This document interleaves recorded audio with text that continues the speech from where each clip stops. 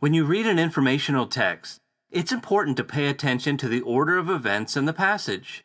That just means taking note of what happens first, second, third, and so on.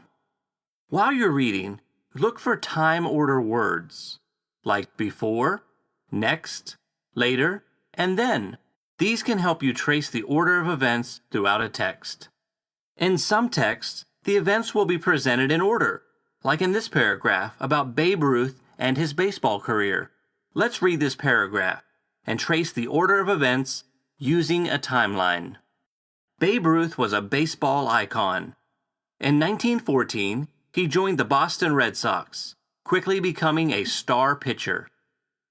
Later, he was traded to the New York Yankees, where he transformed into a powerful hitter. After many years and successful seasons, Ruth eventually bid farewell to baseball, leaving behind a legacy that still shines bright today. The order of events is pretty clear in this passage. The first event is marked with a date, so first, Babe Ruth joined the Boston Red Sox. Let's add that as the first event on our timeline.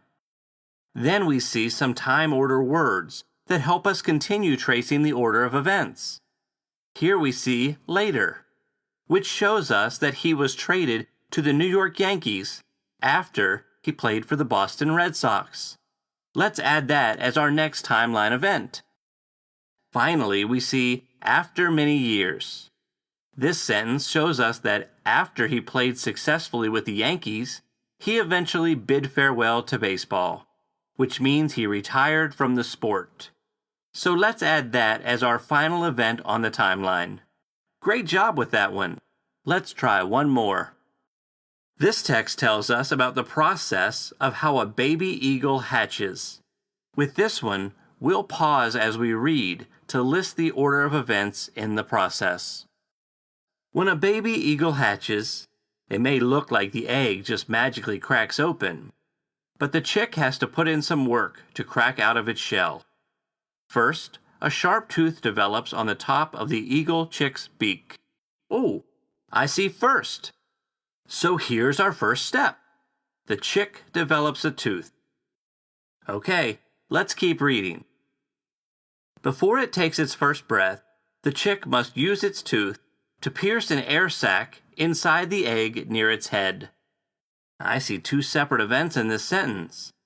The chick takes its first breath, and the chick pierces the air sac. The chick taking its first breath comes first in the sentence, but notice this time order word, before? That signals us that before this can happen, this must happen first.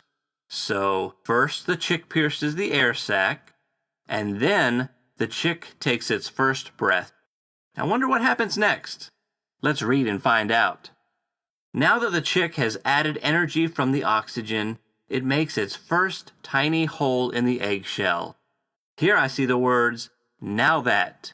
This is another phrase that tells us we're moving along in the process. So our next event is right here. The chick makes a tiny hole in the shell. All right, let's finish reading. Over the next day or two, the chick further weakens the shell with its tooth. Finally, with a few strong, sharp pecks, the chick releases itself from the shell. It is hatched. In this part of the paragraph, I see two steps. The chick further weakens the shell, and then, finally, the chick hatches. So those are the last two events in the process. Great job determining the order of events in these informational texts. As you're reading, remember to look for clues like time order words or specific dates to help you trace the order of events in a passage. This can help you better follow the information in a text and keep track of the important details.